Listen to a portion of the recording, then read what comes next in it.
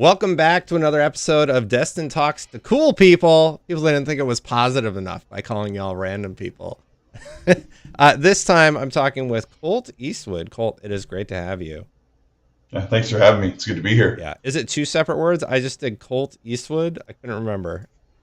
I do one word, but people call it whatever. There's but two. Yeah, it's just one word. There's one, but y'all know it's who just he one. is. Yep. Well, it's been a while since we talked. It's good to have you on this little show that I do here. How you been?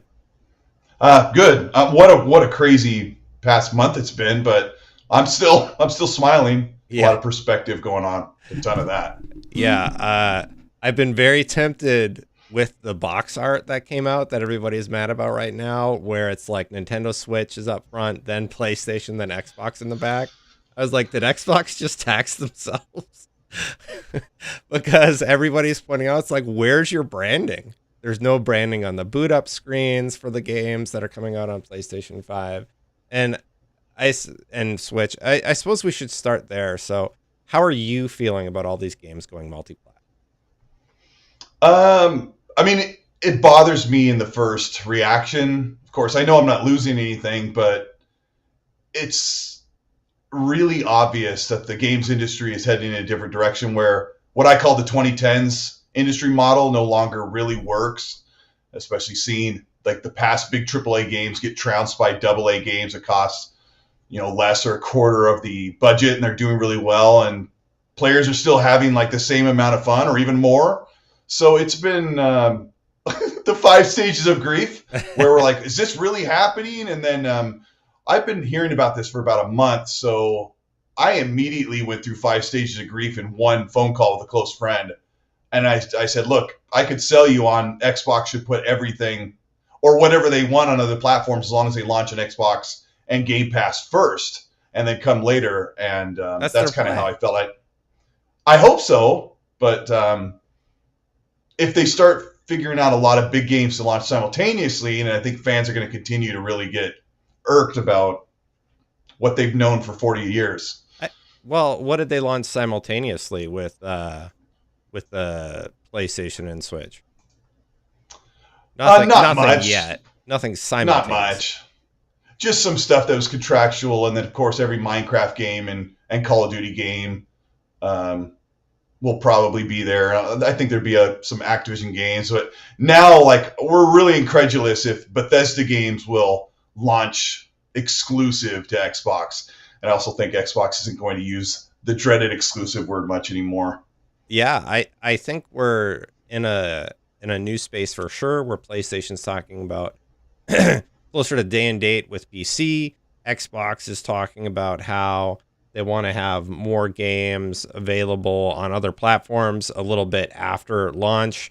And it felt like Matt Booty was setting our expectations up, where he's like, hey, yeah, just so you know, the game's the biggest thing now. It's not necessarily the console. And I do think we are moving past the generation of consoles, and we're currently in a space where the game is the most important thing, because the portal that you use to play the game is becoming less and less important. And especially when you start diving into the revenue for these big companies, because that's their bottom line, literally. Right? Yeah, people don't like it when I say when we get into the 2030s, consoles may be as important to us as our favorite DVD player, CD player. And I know it's kind of a hard thing to accept, but I've really shifted my discussion about video games and my channel about the studios and the games. And I still make console or hardware related videos, but over the years, like I've watched the console not sell well for Xbox. I've watched them not support it properly. They promised things they didn't deliver. And then I look at the PlayStation 5 just basically running 1080p and 1440p in the new generation. And I wonder, where are the legs for things like this? And so I've changed my attitude probably in early 2021, a year into the launch, where these pieces of plastic have become less important, and watching Xbox lose like $100 per unit. They don't want to use that as like their big thing to lean on. Yeah, I've talked about the ecosystem for a long time, because that's what Phil Spencer has been talking about, and that's what Microsoft has been talking about for a long time. PlayStation's been copying a lot of what Xbox has been doing. they were the first to do cloud streaming, and then they kind of abandoned it for a while, and then they realized, oh, Xbox is doing it. Let's bring this back and rebrand PlayStation Now as PlayStation Plus, and they kind of bundled it all together in a much better way to compete with Game Pass. And that's the thing that I like to see. I like to see these companies pushing each other to improve their services. Like, I would love it if Xbox got their game DVR in a much better situation, because the PlayStation game DVR was phenomenal. It just works really well. It captures in 4K up to an hour. Like, it's really, really solid. And I'm very surprised Xbox just has done nothing with that technology. And I am happy to see them still pushing each other, but it seems like they're pushing each other right now towards larger scale games that everybody can play together. And I think that does mean that we are going to see fewer and fewer exclusives. Now, within the community, I have seen a lot of turmoil, and I'm wondering, the diehard Xbox fans seem really let down by this. With some, I think I saw some of them delete their accounts the other day. Do you think they're going to bounce back? Do you think they're going to come back around and like realize, in my opinion, this isn't that big of a deal, but they feel very passionate about this to the point that they're rebranding? Do I think the fans are going to bounce back? Yeah, like it's like weird to see Tim Dog just go totally anti. He went from like the biggest Xbox fan to like not liking it at all. And in you have 2 weeks' time. Yeah, you have a different Colt who just like, I'm deleting my account. I'm serious about this. I'm like, what are you doing, dude? It's just some games.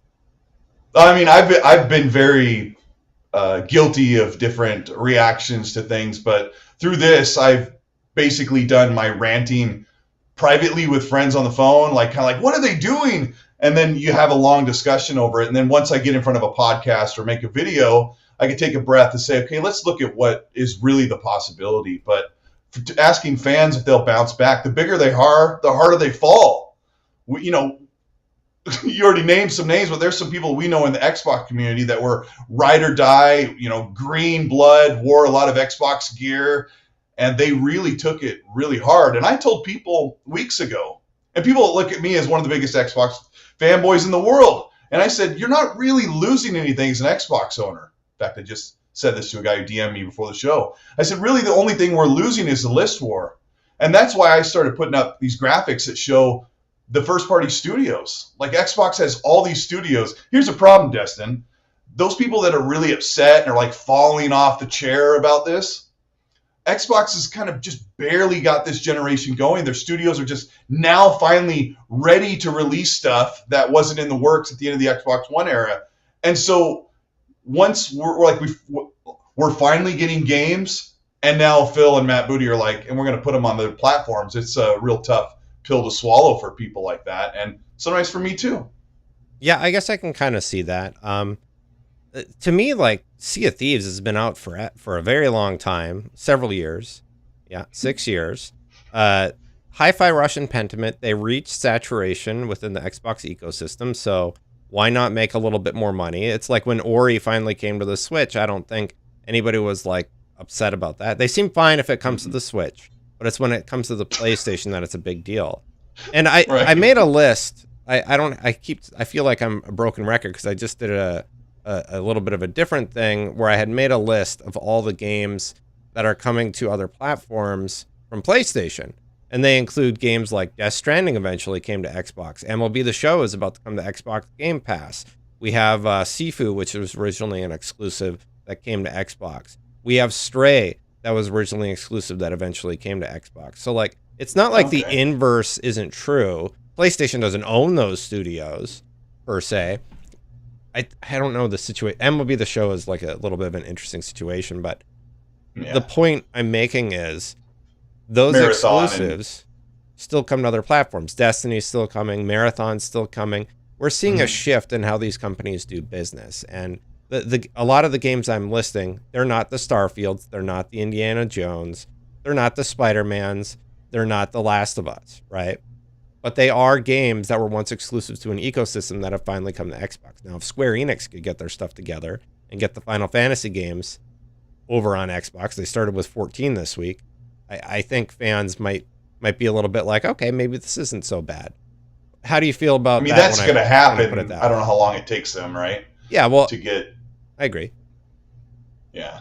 How do you? I think they have to finish that trilogy up, and then a year after the trilogy. That's what I've been telling people. I assume a year after the Final Fantasy VII trilogy remaster set is done, a year later it'll just drop on Xbox with no fanfare, and that's just kind of how it is. But I want to ask you a question. Yeah. Like, how are you feeling about the big star, the flagship titles for Xbox? How many of those, or what portion of those are going to remain exclusive for a while? That's like one of the big questions that Xbox fans are really concerned about. It's like, okay, we know Starfield could possibly come to PS5 in a year or at the end of the year, and Phil didn't lie because he said, they asked, are these 4 games, is Starfield and Indiana Jones part of those? And he says, no, they're not. And he could totally say that holds up in court and they could put it later. So my question is to you, how many of those big games do you think will remain exclusive? I'll turn it that way. I don't know. Sean Murray told me that No Man's Sky would never come to Xbox, and then No Man's Sky Next came to Xbox, and they were on the stage announcing that property. But I don't think Starfield, I don't think Indiana Jones are going to come to the PlayStation 5. At least not in the immediate future. I think those games will do very well in Indiana Jones's case, and Starfield has seemed to have done very well for Xbox. They seem happy with sales. So I don't know that there's really a particular reason why they would do that in the immediate future. I don't think Starfield is imminent. I think Starfield would be with the definitive edition, just like they did in the 360 era with, well, it wasn't a definitive edition, sorry, but BioShock and Mass Effect eventually came to the PlayStation 3 later in the life of that console. And I think that's the situation we would be in with Starfield, because we still have all the expansions for Starfield that are going to be releasing, including, I believe it's Shattered Space. And Indiana Jones hasn't even come out yet, and there's no indication that that is going to come to PlayStation 5. The FTC documents prove as much, because there were high-level business meetings about making that game exclusive to the Xbox ecosystem. So Yeah. I don't see a world where that's coming unless PlayStation starts to play nice and release some of their AAAs on Xbox. And then I think a lot of people who have their identity tied to the plastic box are going to be like feeling really uneasy. I think that's what we're seeing. Colt, honestly, to answer your question, I think we're seeing a shift in how all these companies do business, and I think it's a lot different for a lot of people who have been used to the console from the Intellivision, ColecoVision days, because that's how long we've been doing. Oh yeah, it's been like this since before I was born.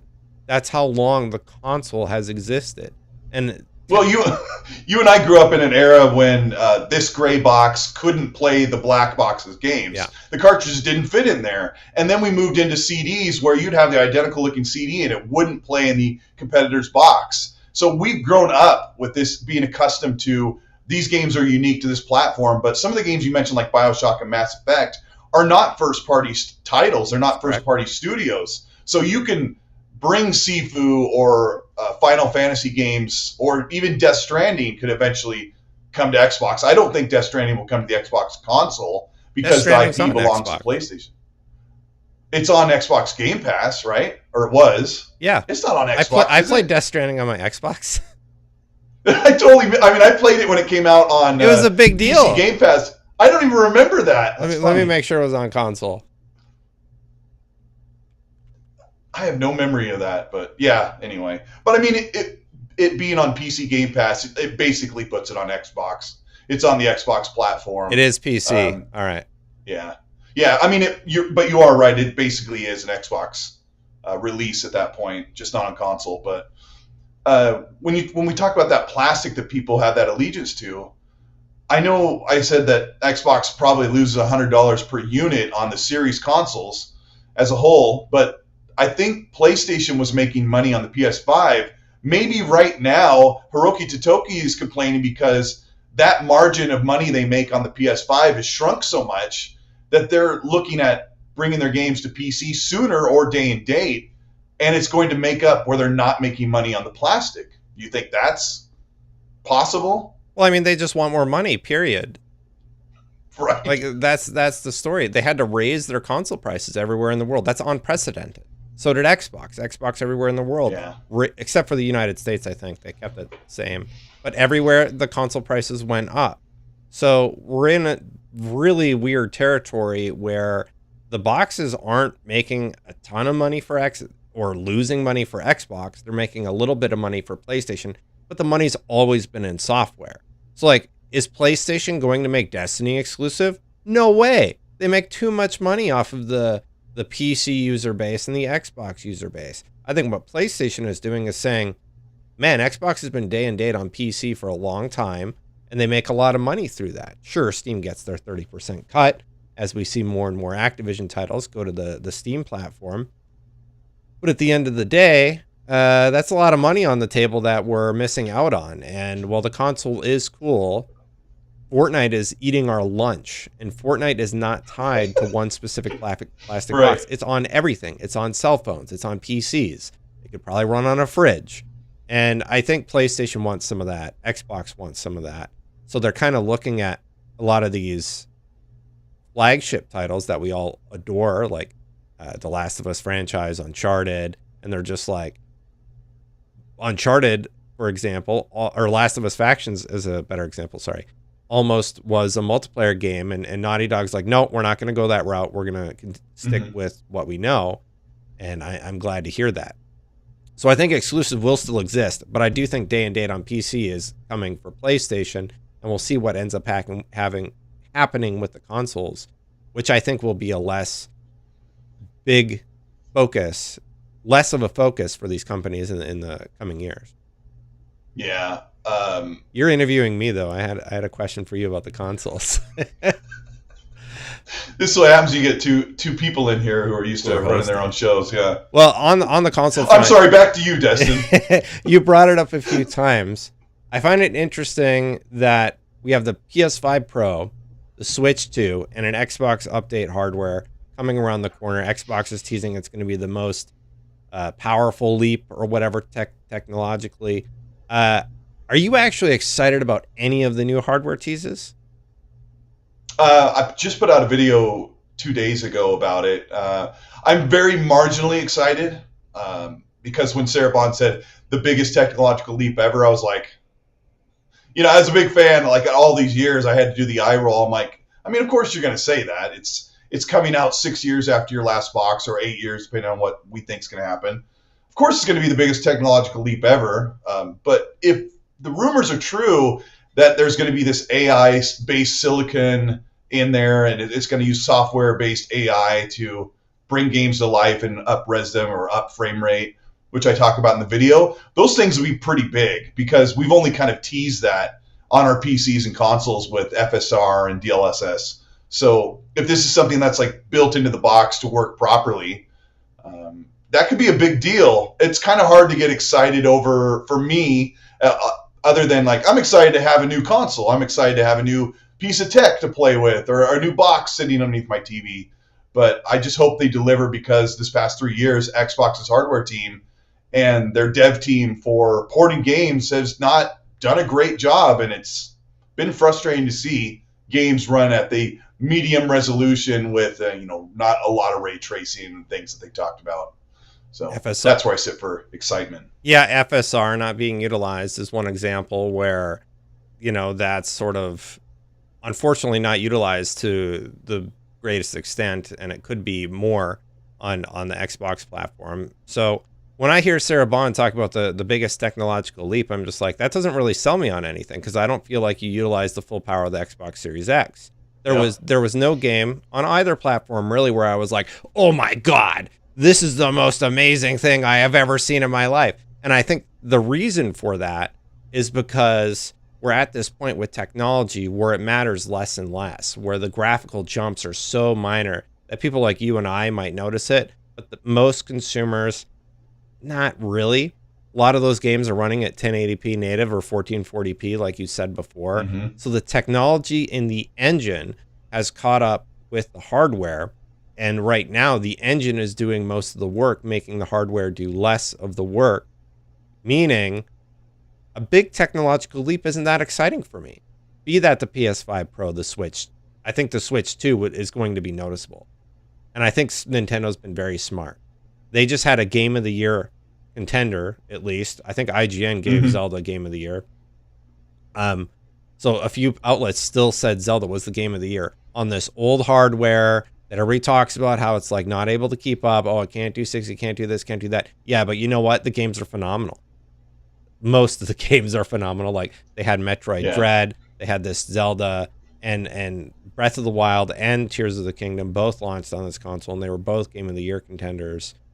They are at that point where they need to update, and I think that will be noticeable. But I think the jump from PlayStation 5 to PlayStation 5 Pro and Xbox to Xbox Pro, or whatever you want to call it, it's going to be less noticeable because it's happening too quickly, and the tech in the engines is able to do most of the work right now. Well, that depends if there's a PS5 Pro in 2025, which I believe there probably is, and if Xbox turns around the next year and just goes next generation, we'll see some type of leap. But it really has to be the games. The games have to be amazing. And I really love Starfield a lot, but there were so many things it didn't do that would have made that game just more chewy and satisfying and more enjoyable than it was. And I loved it, 300 hours. It's crazy. But it's got to be about those games. Mm-hmm. Because right now, Xbox is like, well, let's see what we're going to do, putting games on other platforms. Like, you literally have not waited 6 months or a year because the floodgates open up this year where the games finally come out. We got past the big Redfall debacle. Mm-hmm. Forza Motorsport didn't do very well at all. I didn't really even love it that much. I played a lot of Forza, like 100-something hours. We both did, right? And it just did one thing the whole game. Yeah, it's like just give your business model a chance. But maybe there's a lot of pressure in the back of the neck, a lot of breathing down Phil's neck, like you need to deliver. I gave you 10 years. Your video was phenomenal, by the way, about a month ago, where you looked back at Phil's interview with Major Nelson, reaction video. And there wasn't a lot for Phil to say in that, but you were reflecting on Phil's looking forward, and the next 10 years he's going to try to revitalize Xbox. And I look back at all the great things he's done, but that doesn't come to fruition until the end of the 10 year. And maybe Satya's like, come on. Yeah, it's time to figure things out. Like, is this working? Is this a successful business strategy? Satya talked during the FTC trial. Like, I don't like console exclusives. Like, I want them to go away. And the FTC is also like, they didn't really know how to respond to that. So I do wonder if, I do feel like the walls are coming down in that respect, but we'll see how long that takes to actually take place. Because I think the console will always be there, but I think in the long run, we're just going to be playing whatever on our TVs and booting up the PlayStation and Xbox app, as opposed to turning on a console and playing that way. We're just going to have more avenues to play. Yeah. Oh. Yeah, I think while you're dealing with that, sorry, I heard the kids. I think, I can hear it too. I have 17 kids. What can I say? I know all about it now. When I think about the Xbox experience, like there was that rumor going around that maybe the Xbox Dash would come to different devices and PCs. Like, I really want that to be the future, where everything I own on my Xbox can be launched anywhere without using cloud.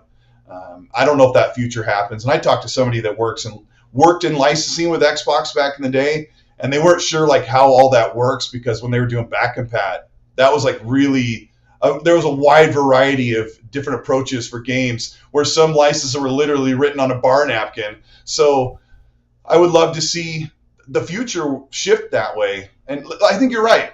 Consoles will always be there. There'll probably be like 2 more consoles, especially for PlayStation, maybe one more for Xbox. But the future changes so fast, and I think more flexibility is what should go to game owners and game players. But one more thing I have to say is, if Xbox starts putting some big games on PlayStation, I don't expect PlayStation to do that on other consoles or on Switch or on Xbox, that they need to for 4 or 5 years after Xbox does, because I kind of think that's how the pattern works. We'll see. I mean, Jim Ryan was just telling us how doomed they are without Call of Duty, so maybe they're going to get really desperate and start releasing their what was it, Last of Us remastered for the 3rd time over on the Xbox platform. Why not release a 4th version? Release a 4th version on Xbox. PlayStation's put out 21 or 22 games from their first party this generation, and 7 or 8 of those are remakes or remasters. Mm-hmm. And they've really leaned on that to put out great, high quality, high rated content. with basically one new IP this whole generation in Returnal, a studio they bought I after loved launch. Returnal. So yeah, yeah, 1080p so native. it was. Yeah, I It asked looks the so dev. great, I though. asked the dev. Like, it's a that's the thing. People talk about 4K and native resolution and all that stuff. I'm like, that's not what matters. The gameplay is what matters. Look at Returnal. Phenomenal gameplay. Who cares that it runs at native 1080p? And actually, the devs say, like, that kind of gave it a look that we liked. Like, that sort of soft look. And it worked really well for that game. So I think this idea that everything needs to be native 4K 60 is just insanity, because it's just not true. Or most people don't even have. I think a lot of people have 4K TVs, but if it's up-resing to 4K, most people don't even notice or know when you're in the moment. So Yeah, I certainly don't count the pixels while I'm playing the game. It has to be good, but I know devs don't like 4K. It's just a big taxing thing that they see a demand on. Yeah. But so what else did I have? What games are you most looking forward to in 2024? Because this is like the strongest year for Xbox in a long time. Yeah, we're trying to count. Matt Booty said 10 games, and we could come up with like 8 definitive games and a couple maybes. But I'm really looking forward to Avowed. It's been a while since I had an open world fantasy RPG like that. Dragon's Dogma is coming out as well, so I'll just kind of be in that mode. And Indiana Jones, of course. And then I'm hoping Shattered Space is such a great addition and introduces things in the game that I think should have been there at launch. I'm looking forward to those games. But the multiplat year, I call these multiplat games, like the games that are on whatever, it's been kind of tough this year for me to be excited about what's coming outside of Star Wars Outlaws. You've got Elden Ring's DLC. It's kind of a weird year. Suicide Squad started us off kind of a kick in the crotch. And I played the demo, the 3-hour demo, and then I played an hour of the full release, and I just couldn't do it. And that's really odd for me. Suicide Squad? Yeah, Suicide Squad.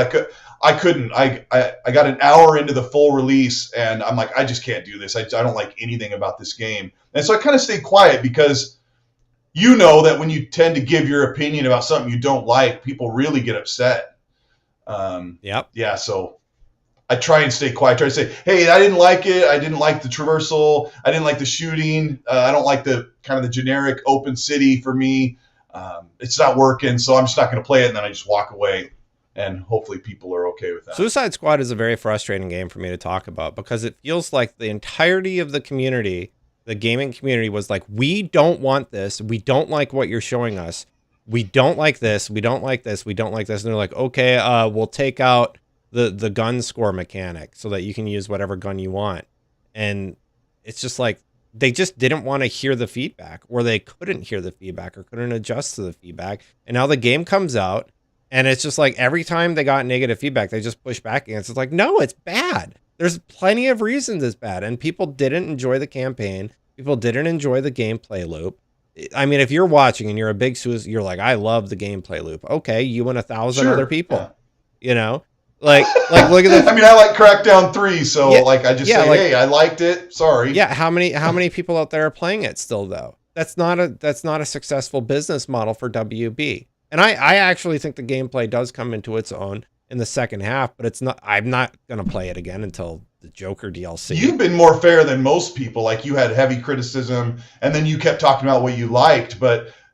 It's strange that you said everyone's like, oh, this isn't what I wanted, but the defense force for Suicide Squad from the gaming fans was kind of toxic. Where I would just say the traversal felt so laborious for me. If it used that's a good way to melee combat instead of guns, I would have been like, okay, I'm going to play this. But I don't know why the guns just didn't do it for me. But I don't know. Story was heavily criticized. Gotham Knights better. Yeah, and I didn't like Gotham Knights either. Like Gotham Knights, when you got into the high level combat, it's like it started out pretty strong, but then when you got further in, it got worse as they added more combat elements, in my opinion. You were going like this to keep up in Gotham Knights, but Gotham Knights like 10 points higher than Suicide Squad, and I enjoyed Gotham Knights. I didn't love it, but I enjoyed it. Story was better. I couldn't even play Suicide Squad. Yeah, there were a lot of it was like more of a campy family sort of affair, right? And they handled the death of Batman really well. The narrative and how it came to a conclusion, felt really, really strong. And then, Suicide Squad is just a mess in terms of how they decided to tell the story. It ends on this cliffhanger where it's like, go kill Brainiac 13 more times. And it's just like nothing is resolved. What, for the end game or something? The end of the game is you kill Brainiac, go do it 13 more times. And like, that's the setup for the narrative. It's like, there's no like motivation to go do this more. So like, it just fails on so many fronts. And WB just said today that it failed to meet their expectations. It's like, yeah, no kidding. Like 1,000 people are playing it every day. They want those Harry Potter numbers, right? Where Harry Potter is doing better than this game. I have no idea how Suicide Squad came to be and how it came to be the mess that it ended up being at launch. I am fascinated by it. And I'm fascinated by the fact that they had their blinders on so hard that when people criticized it, like just any criticism was sort of not listened to. Like I see. I mean, they delayed it almost a year, didn't they? Yeah, they delayed it a year. They're like, some of the criticisms were like, all the enemies look exactly the same. Like you just fight purple things. Like that's your crazy enemy design. You go look at, and then Arkham Knight currently has more player concurrence than Suicide Squad. It's sending a clear message. People really wanted something a lot different from Rocksteady. So I don't know if it has to be the executives making these calls, but then everything else just didn't work together, period. And it's very frustrating for me because I love Rocksteady and I wanted this game to be successful, and it just feels like they didn't want to address feedback in an appropriate way. I think the sad reality is that our favorite games of all time, those people that ran and led those teams are probably no longer working there. Oh yeah, they moved on to other studios. Yeah, Seth, those people are gone. You're right. So it's like when we can get super excited about Mass Effect 4, but you have to wonder, the magic that made the Mass Effect trilogy was kind of leaving as they finished that amazing franchise. And then Andromeda went to another team. And so you really have to cross your fingers and hope that, Ken Levine's Junis is as magical as his other games. And with him at the leadership, you can say, hey, it's just down to the devs to do an amazing job. But I worry about some of our favorite franchises because we're getting old. Yeah. For my audience is, 35 to 50 years old. And our favorite games may be in the 360 PS3 era. And so you have to understand that a lot of things are changing, and the whole culture of video games are changing the way they're represented. Yeah. And to your point, I am happy about the good times that I had with games, and I am frustrated about how some of these studios that I love are kind of you're starting to see the cracks, like with Rocksteady, with some of the situations going on over at Bungie right now. But I can look back fondly on that. And you know what's really exciting? Seeing games like Helldivers 2 take off in popularity. Seeing Larian knock it out of the park with Baldur's Gate 3. Seeing Palworld take off. Because there are people out there willing to take chances and try something a little bit wacky, and they're knocking it out of the frickin' park. So the indies are showing the AAAs how it is done, and it is incredibly refreshing. I love it. I want to see it. Yeah, we can be surprised, pleasantly Last surprised. Epoch is the game I just started playing, and it does Diablo better than Diablo, right? Ooh, I'm having a ton of fun with Last Epoch right now. And you got Path of Exile 2 coming out later this year. So there are a lot of fantastic games coming out in the near future that address that desire for new, exciting things, right?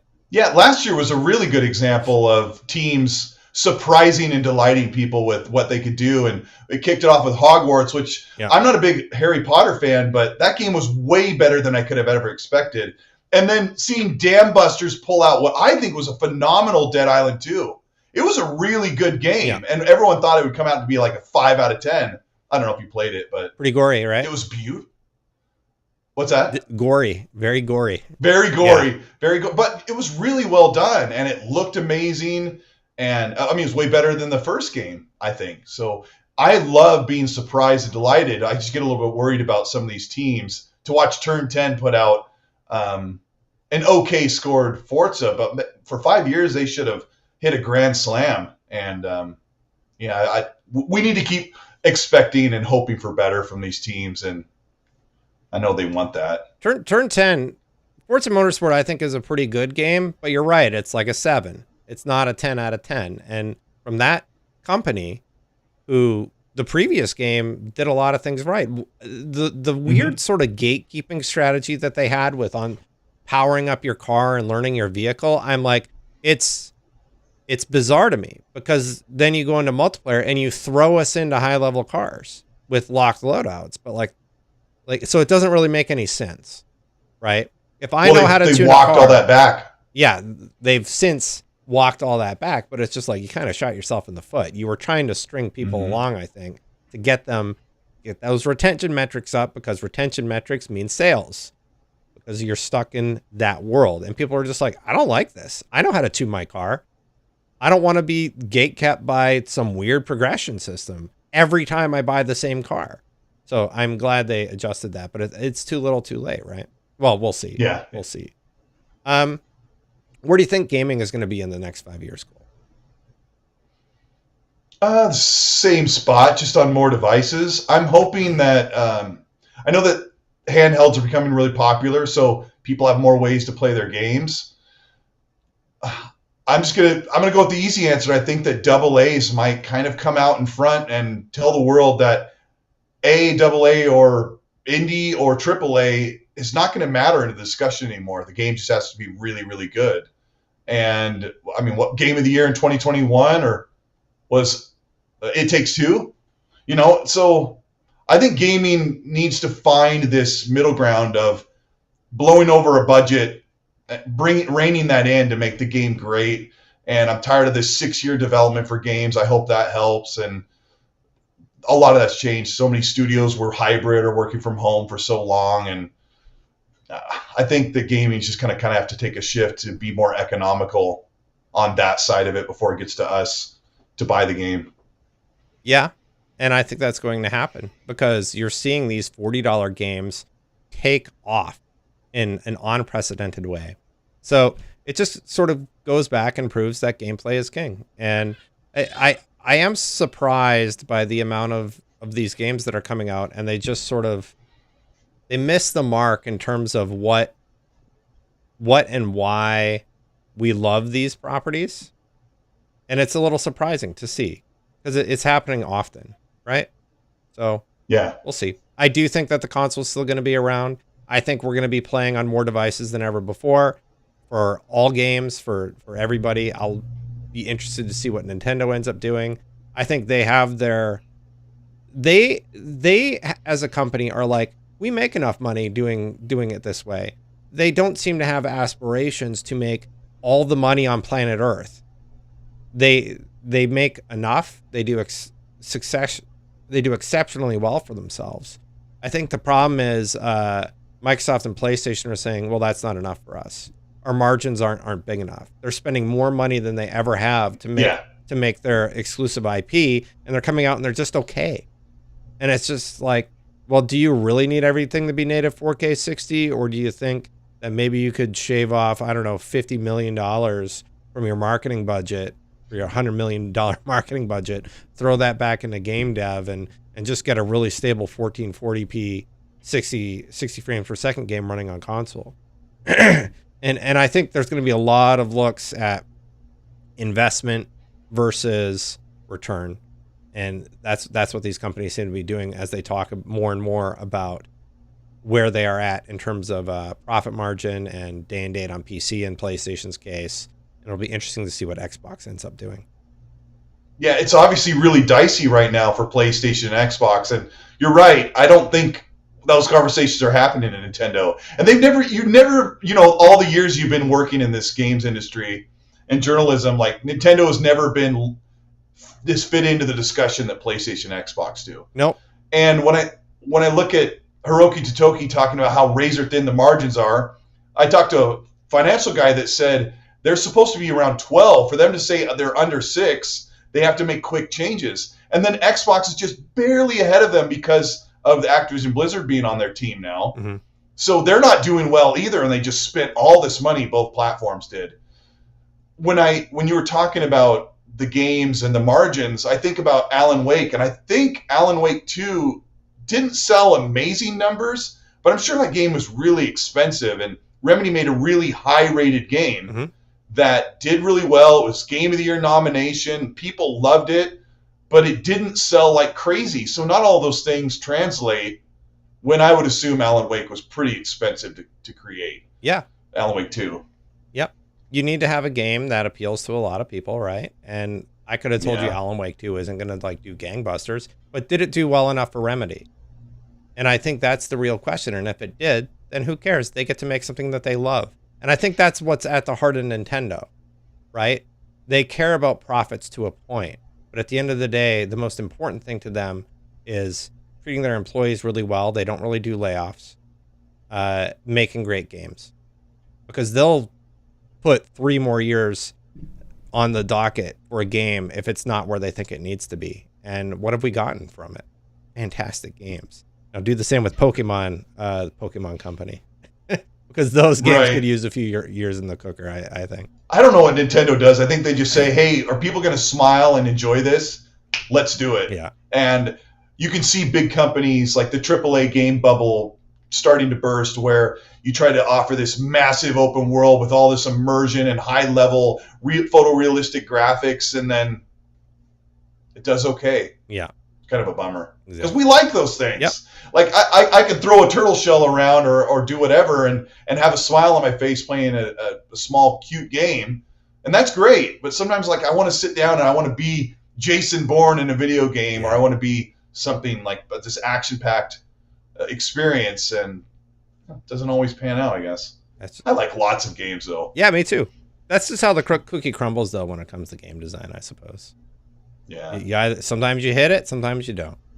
Cool. Thank you so much for joining me. Where can people find your stuff? Google Colteastwood. You'll find them. Yeah. It's Colteastwood, one word. You'll find me. I'm on YouTube and Twitter, X, and a little bit of Instagram. But yeah, I appreciate it, and I think it's going to be okay.